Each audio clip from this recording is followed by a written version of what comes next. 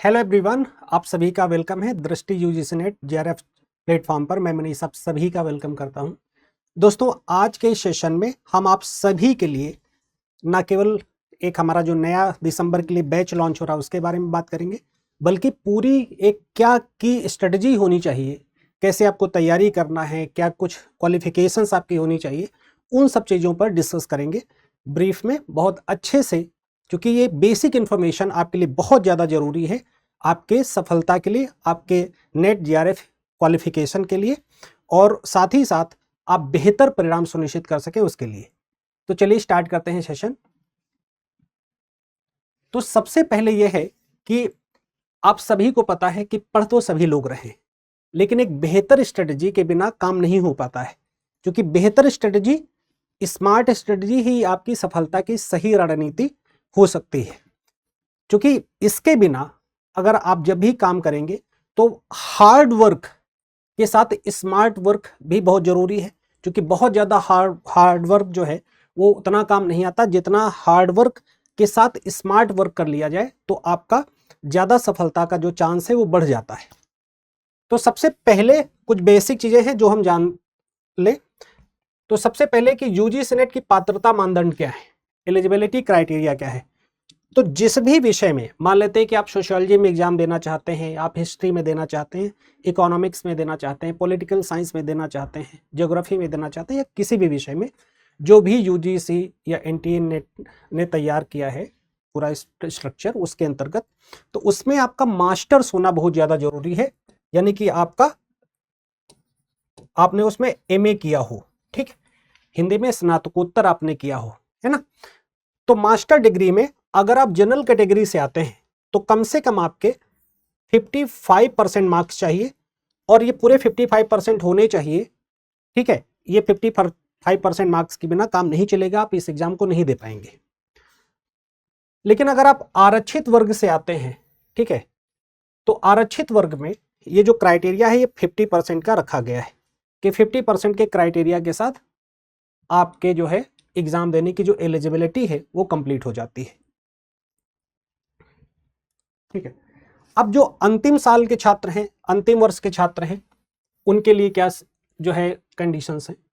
तो अगर आपने अपनी मास्टर डिग्री के अंतिम वर्ष में, यानी कि फाइनल वर्ष की परीक्षा दे चुके हैं या देने वाले हैं, जिनका रिजल्ट आना भी बाकी है, ठीक, वे भी आवेदन कर सकते हैं। यानी कि अपियरिंग में आप इस परीक्षा को दे सकते हैं जब, ठीक है, अपियरिंग में आप इस एग्जाम को जो है दे सकते हैं, उसमें आप सफल हो सकते हैं, और वो जो सफलता है वो वैध मानी जाएगी, उसमें किसी भी प्रकार का कोई डाउट नहीं। परीक्षा के विषय का चुनाव केवल उसी विषय में नेट परीक्षा दे जिसमें उन्होंने पोस्ट ग्रेजुएशन किया है, जो मैंने पहले भी बता दिया, ठीक। अभी जून का एग्जाम हुआ, जून के एग्जाम में आपने देखा कि जो पेपर है बहुत ही अलग अलग डायरेक्शन से था। खासतौर पर अगर आप सोशियोलॉजी की बात करें तो पेपर में 10 यूनिट होती है ना। पेपर 2 की अगर स्पेशली बात करें तो 10 यूनिट होती हैं, और 10 यूनिट अपने आप में बहुत ही डाइवर्स हैं। Economy, polity, science tech, rural sociology, है ना, urban sociology, research methodology, western thinkers, Indian thinkers, post modern thinkers, ऐसी बहुत सारी चीज़ें हैं जो आपको पढ़नी रहती हैं। तो बिल्कुल टेंशन न लें, आराम से हम सब चीज़ें कर लेंगे। अब हम पेपर 1 और पेपर 2 के स्ट्रक्चर पर एक बार बात कर लेते हैं कि क्या बेसिकली पैरामीटर हो। तो पेपर 1 एक जनरल एप्टीट्यूड का पेपर होता है, और पेपर 2 जो है वो सब्जेक्ट से रिलेटेड रहता है, जो जिस भी विषय में आप एग्जाम देना चाहते हैं, जैसे आप सोशियोलॉजी है, कोई भी विषय है उसमें आप एग्जाम देना चाहते हैं तो टोटल क्वेश्चंस होते हैं 50 क्वेश्चंस होते हैं, मल्टीपल चॉइस क्वेश्चन होते हैं, और ये जो है 100 मार्क्स के होते हैं। यानी कि जो है, जो इसमें मार्किंग जो है स्कीम इसकी है कि एक क्वेश्चन सही होने पर 2 जो है +2 करेक्ट आंसर माने जाते हैं, कि मतलब ये माना जाता है कि आपको 2 नंबर मिल गए। निगेटिव मार्किंग नहीं है इसमें, बिल्कुल भी निगेटिव मार्किंग नहीं होती है। दूसरा यह है कि जो आपका पेपर 2 है, जो आपका सब्जेक्ट का पेपर होगा, जिस भी स्पेसिफिक सब्जेक्ट में आप एग्जाम देना चाहते हैं, फॉर एग्जांपल सोशियोलॉजी या कोई अदर सब्जेक्ट, तो उसमें आपको 100 मल्टीपल चॉइस क्वेश्चंस मिलते हैं, और वो 200 नंबर का पेपर होता है, ठीक है। और इसमें भी किसी भी तरीके की निगेटिव मार्किंग नहीं अप्लाई होती है, किसी भी तरीके की निगेटिव मार्किंग अप्लाई नहीं होती है। ठीक है, तो ये जो है आपके जो बेसिक इंफॉर्मेशन है इससे रिलेटेड वो ये है। आगे बढ़ते हैं।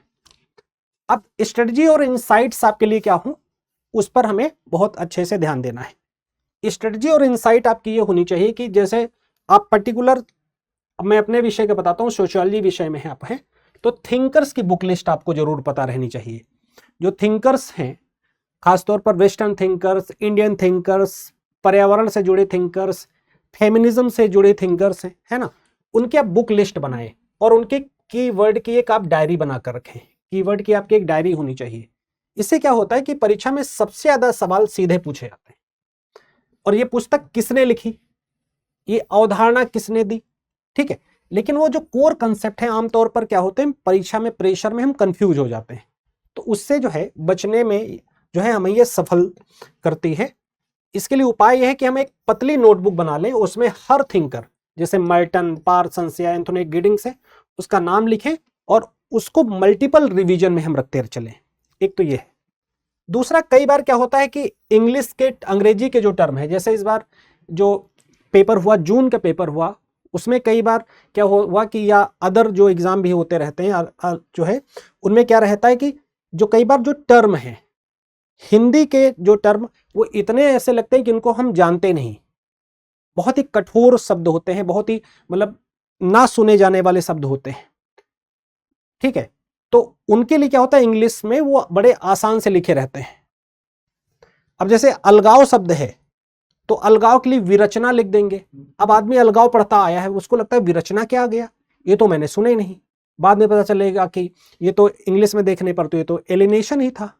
या एनोमी जैसे शब्द के लिए अलग अलग शब्द नए नए आ जाते हैं, तो उसमें दिक्कत आती है। तो इंग्लिश टर्मिनोलॉजी को साथ में समझें। तो हिंदी माध्यम के जो छात्र हैं उनके साथ अक्सर ऐसा होता है कि सोशियोलॉजी में जैसे कई सारे टर्म हैं, जैसे एनोमी शब्द लिखा है ना, उसके लिए कभी कभी विमानकता शब्द प्रयोग हो गया है, ठीक, कभी असंगति शब्द प्रयोग हो गया है। तो ये जो है आपको वहां पर चुनौती आपके लिए खड़ी हो जाती कि कैसे जो है इसको हम डील करें, ये तो मैंने सुने नहीं, जबकि आपको आ रहा होता है। अब पेपर में हमें क्या ध्यान देना है कि जो पेपर 1 और पेपर 2 के बीच में हमें कुछ तालमेल बिठाने जरूर। देखिए, अगर आपको जीआरएफ क्वालिफाई करना है, अगर आपको जीआरएफ क्वालिफाई करना है, जीआरएफ से आपको यह बेनिफिट होता है कि आपको जो है जो पैसा रिसर्च करने के लिए मिलता है, ठीक है, एक स्कॉलरशिप जो आपको मिलती है, वो स्कॉलरशिप आपकी सफलता के लिए बहुत हेल्प करती है। क्योंकि आप एक तरीके से जो इकोनॉमिकली जो निर्भरता परिवार पर किसी पर नहीं रहती, तो आप और अच्छे से पढ़ाई लिखाई कर पाते हो, अच्छे से काम कर पाते हो। तो सोशियोलॉजी में जो है अगर आप बात करेंगे तो इसके यूनिट 2 है जो रिसर्च मैथोडोलॉजी और से जुड़ी हुई है, और पेपर 1 की जो यूनिट है, ठीक, वो रिसर्च एटीट्यूड से जुड़ी है। तो इसमें 80% जो है समानता है। ठीक है, क्या है, 80% समानता है। तो ये जो 80% समानता का मतलब है कि आप एक साथ मिलकर पढ़ लोगे तो 15-20 प्रश्न आपके आसानी से सही हो जाएंगे। एक तो ये चीज ध्यान रखनी। फिर पिछले जो 5 सालों के पेपर हैं, पिछले 5 सालों के पेपर हैं, पीवाईक्यूज हैं, उनका विश्लेषण आपको जरूर करना चाहिए। उनके विश्लेषण से आपको क्या हेल्प मिलती है कि एक विकल्प है उसके जो है, एक प्रश्न है उसके 4 विकल्प हैं, उन 3 विकल्पों पर भी आपको गौर करना चाहिए, क्योंकि अगले साल उन्हीं से जुड़ा हुआ प्रश्न हो सकता है। तो विश्लेषण के साथ आपको पढ़ना है, केवल थ्योरी पढ़ने से नहीं निकलेगा, और उनके पिछले सालों के प्रश्न भी आपको हल करने हैं। तो इसके लिए एक स्मार्ट तरीका क्या हो सकता है, उसके लिए स्मार्ट तरीका यह है कि आप जब आप कोई प्रश्न हल करें तो केवल सही उत्तर ना देखें, बल्कि 3 विकल्प जो दिए गए हैं, जैसा मैंने अभी बताया, उन पर भी आप फोकस कर लें कि जो है कि इनसे जुड़ा भी प्रश्न हो सकता है आगामी परीक्षा में, या अभी आप चूंकि पीवाईक्यू लगाएंगे तो उसमें आपको यही काम करते हुए साथ साथ में चलना है। तो पिछले जो 5 सालों के पेपर हैं वो आपके लिए बहुत ही ज्यादा मायने रखते हैं। उन 5 सालों के पेपर से जो है आपको एक इंसाइट भी अच्छी मिल जाती है कि हमें किस तरीके, ये देखना है कि किस प्रकार के प्रश्न आ रहे हैं, उससे नीचे के लेवल के प्रश्न नहीं पढ़ने हैं। हमें ऐसा भी कुछ नहीं पढ़ना है जो आ ही नहीं रहा है, हम ओवर पैनिक हैं कि ऐसा कुछ आ जा रहा है जो बहुत कठिन है, बहुत कठिन है। उस जो है समस्या से भी आप बच पाते हो। हम बात करेंगे कि हमारा बैच लॉन्च है 15 जुलाई से, तो आप इसमें इनरोल हो सकते हैं। ठीक है, ये एक ऑफिशियल अनाउंसमेंट है आपके लिए, ठीक है, कि आप हमारे नए बैच के साथ इनरोल हो सकते हैं। और इसमें जो है कैसे पढ़ाया जाएगा, अगर हम इस पे बात करें कि कैसे पढ़ाया जाएगा, तो इसमें देखिए एक तरीका है कि यूनिट वाइज पढ़ाया जाएगा। ठीक है, पूरी 10 यूनिट पूरी कवर होंगी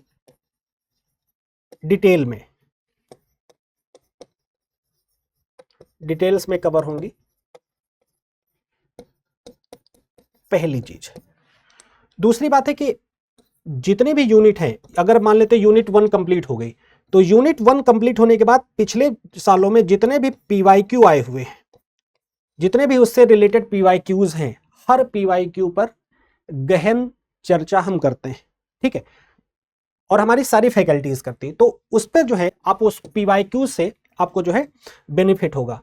और जो टॉपिक को सिर्फ सीधा सीधा आप नहीं पढ़ोगे, टॉपिक को बहुत एनालिसिस के साथ पढ़ने में आपको फायदा मिलेगा।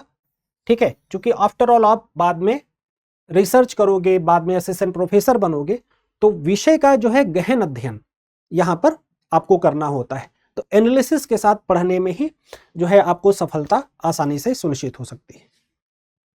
ठीक है, फिर पेपर 2 सोशियोलॉजी का जो है गहरा अध्ययन करना है, तो आपके लिए जरूरी है कि 75 जो है प्लस क्वेश्चन का आपका टारगेट होना चाहिए।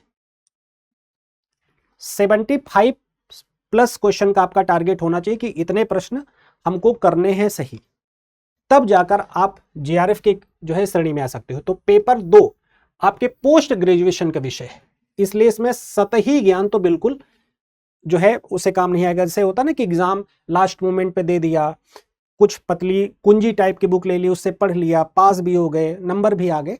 लेकिन चूंकि पेपर गहराई की मांग करता है, एनटीए यूजीसी नेट आपसे गहराई की मांग करता है, तो अच्छे से पढ़ाई करना बहुत ज्यादा जरूरी है। सतही ज्ञान से ऊपर ऊपर पढ़ने से काम नहीं चलता है, सबसे पहली चीज।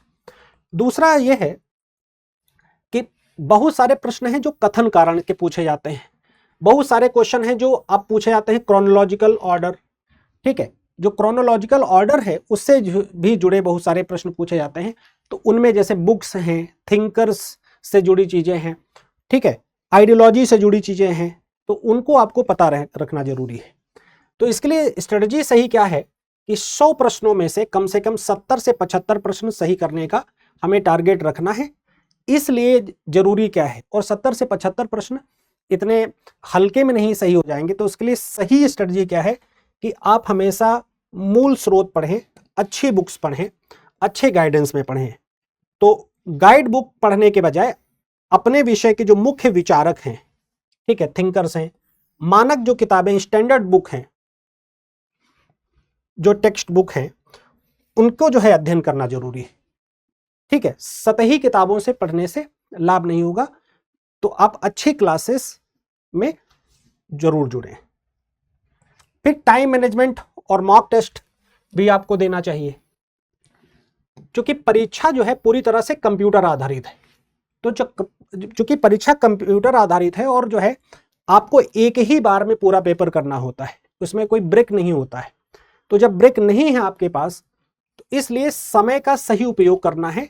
उसके लिए स्ट्रेटजी ये है, उसके लिए सही रणनीति ये है कि परीक्षा से कम 1 महीना पहले हर 2 हफ्ते में, ठीक है, यानी हर हफ्ते में लगभग 2 मॉक टेस्ट पेपर पूरे देने हैं। और जब भी आप पेपर दें तो परीक्षा हॉल जैसा माहौल, इन्वायरमेंट अपने जो है रूम का, स्टडी रूम का एकदम जो है क्रिएट करें, जिससे आप फुल फ्लेजली उसी तरीके से एग्जाम दें।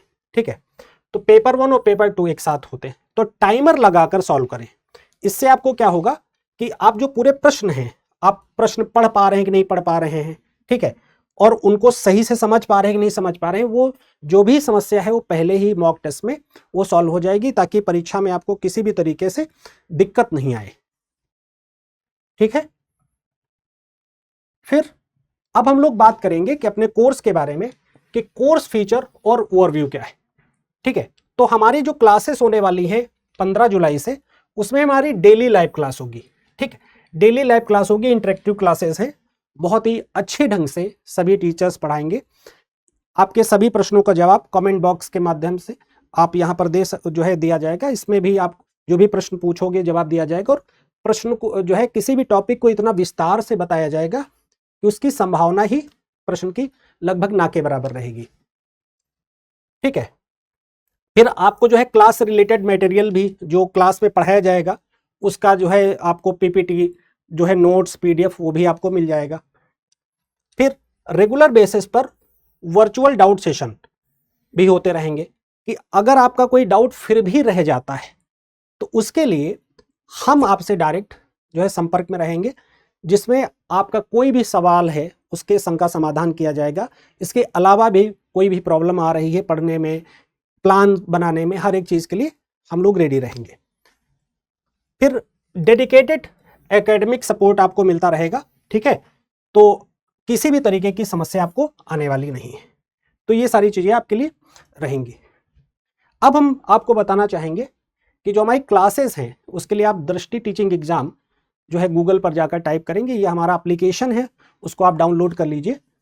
उसमें आपको सारी क्लासेस है, जैसे फिलॉसफी है, जैसे इकोनॉमिक्स है, जैसे ज्योग्राफी है, पेपर 1 है पूरा हिंदी और इंग्लिश दोनों में, उसी तरीके से हिंदी साहित्य है, इतिहास है, राजनीति विज्ञान है, भूगोल है, अर्थशास्त्र है, शिक्षा शास्त्र है, सोशियोलॉजी है, संस्कृत है, फिर इंग्लिश लिटरेचर है, हिस्ट्री है, पॉलिटिकल साइंस है, कॉमर्स है, ऐसे विषय आपको मिलते चले जाएंगे। अब व्यू डिटेल आप देख लीजिए एक बार कि जो कोर्स है, ठीक है, वो आपका 12 महीने तक के लिए आपको ये वो रहेगा, वैलिड रहेगा। इसके फीचर्स आप देख लें, इसमें डेमो भी क्लासेस लगी हैं, तो डेमो क्लास आप देख सकते हो। साथ में इसके फीचर्स क्या है, तो लाइव क्लासेस हैं, मॉक टेस्ट है, पाठ्यक्रम सामग्री और डाउट सेशंस आपको मिलेंगे। 15 जुलाई से बैच स्टार्ट है। लाइव ऑनलाइन मोड में दृष्टि लर्निंग ऐप पर यह बैच आपको मिलेगा। कोर्स में 120 से ज़्यादा क्लासेस होंगी। ठीक है, 120 से ज़्यादा क्लासेस होंगी। तो आप सभी के लिए ये सेशन आप बहुत इंपॉर्टेंट है, और आपके लिए भी बहुत ज़्यादा जरूरी है कि अगर आप सही मायनों में दिसंबर में एग्ज़ाम क्वालिफाई करना चाहते हैं तो बहुत ही गंभीरता से अभी आप पढ़ाई पर लग जाएं, ताकि आप आगामी जो लक्ष्य आपने जो तय किया है वो आपका पूरा हो सके। Thank you very much.